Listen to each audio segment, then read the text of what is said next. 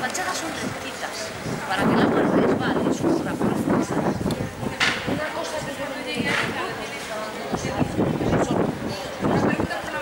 es en el interior de la vivienda.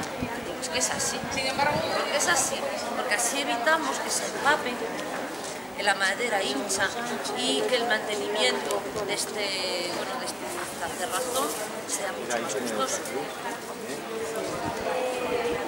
Quien puede construir un piso más, evidentemente, y quien puede, y le van yendo las cosas bien, entre finales del siglo XIX y el principio XX le añade a la fachada un poquito más, la galería.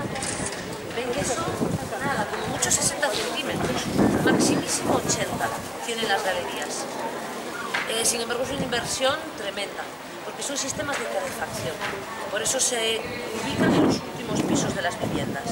Cuando hace nubladillo, lo que se pretende es en ese espacio hacer un efecto